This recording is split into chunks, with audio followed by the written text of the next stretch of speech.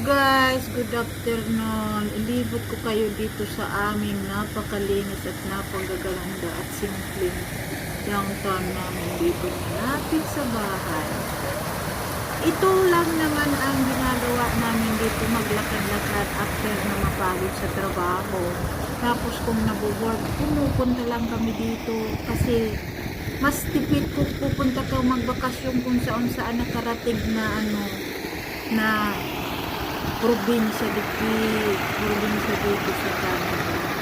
So dito na lang kami sa magpahangin-hangin. Ngayon sobrang hangin at malamig dahil sa lakas ng hangin. Ito yung downtown namin. Marami dito ang pumupunta pag sobrang init, kung saan galing, na malapit sa karating sa aming barangay sa aming city. Ito lang naman.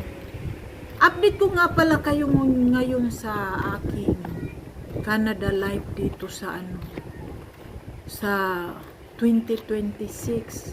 Alam nyo ba guys, may own experience sa aking trabaho. Dati, marami akong katrabahong international student. As in, marami talaga. May tinitrain nga akong na mga bagong kasama ko sa aking department. Alam mo ba ang nangyari? So hindi naman dito pwedeng kalkalin yung mga privacy ng mga katrabaho. So, ang akala ko ang tatagal sa akin department. After matraining ko, after couple months, bigla na lang walang pumasok. Yung pala, pinauwi na ng gobyerno ng Canada. Kasi, tapos na yung mga permit nila. Hindi na pwedeng mag-stay.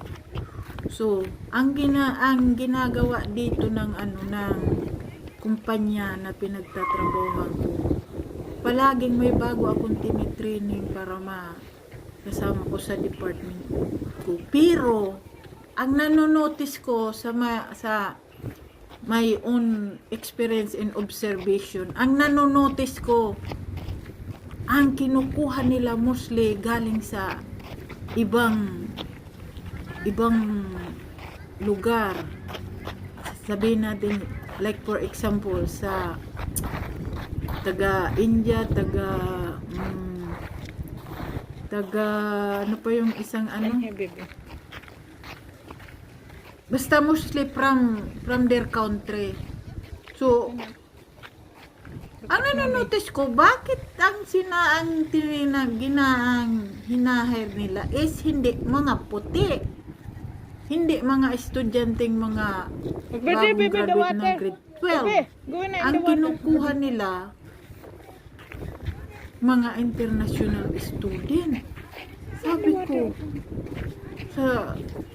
ko sa sarili ko, palagi na lang akong nagtitrain ng mga bagong empleyado, tapos at after couple months or a year, hindi na pumapasok, yung pala pinauwi na sa kanilang bansa kasi natapos na yung mga permit nila, expired na ba yung sinasabi expired. Kaya sabi ko, ano kaya ang kaibahan? Bakit ang tinatanggap lang nila yung mga mostly yung mga international students? May nagsabi sa akin na isa sa mga na-train ko, mababa pala yung sinasahod nila kaysa totoong dapat isahod. So ang nagbe-benefit siyempre yung kumpanya, di ba? Kasi instead na mag-hire sila ng mga puti na nandito nakatira or whatever, PR na or citizen, mas magbi-benefit yung kumpanya kasi magsasahod sila ng maliit kaysa yung tama talagang sahod na sa rules ng gobyerno. Sabi ko, ganun pala yun. Kaya yan ang mga dito sa minsan mayroon mga rules na hindi sinusunod na rules Dahil nga sa maraming kompetensya, maraming estudyante ang gustong magtrabaho after ng ano nila, graduation, habang hindi pa expired yung mga ano nila, permit. Ang ano naman, tinitik advantage ng mga kumpanya, yun ang hinahire. Instead na i-hire yung mga sasahudan nila na mas mahal. Doon na lang sila sa sasahudan nila, mura, di ba? Ang ganda ng aming downtown, ito. Pinagmamalaki ko ang downtown namin kasi di naman siya kalakihan, hindi naman siya maliit, pero malinis ang downtown namin. Malinis ang downtown namin. Sobrang linis. Tapos, malapit sa mga ano,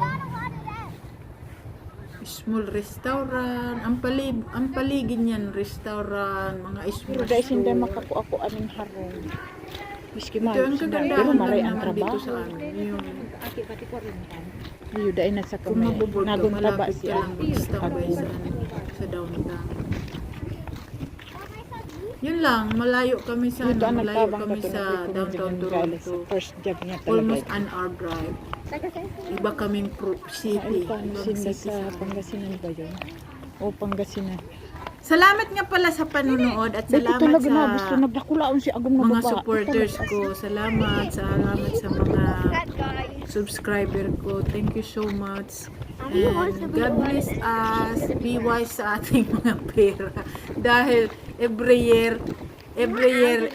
experience ng nangyayaring inflation baga sa buong mundo. Hindi lang naman dito. Sa buong mundo inflation sa buong mundo. Kaya sa atin na lang ang kung paano natin i-manage yung mga income, diba? Kasi marami din dito sa Canada talaga ang naghihirap. Hindi nyo alam, baka sabihin sa niya mga sa iba-ibang bansa na, ay, ang hirap dito. No, all over the world talaga ang mga paghihirap. Sa ano na lang, sa tao na lang ang pag-manage kung paano i-manage ang financial natin, budget kung paano i-gastos pa. Maliit man yan o malaki, kailangan magi tayong practical, wise. Kaya ganito nga ang ginawa, naging practical kami instead na pumunta kung saan sa biyaheng malayo at mag-hotel. Salamat nga pala sa panonood ng aking video. Pasensya na. Thank you so much. God bless us.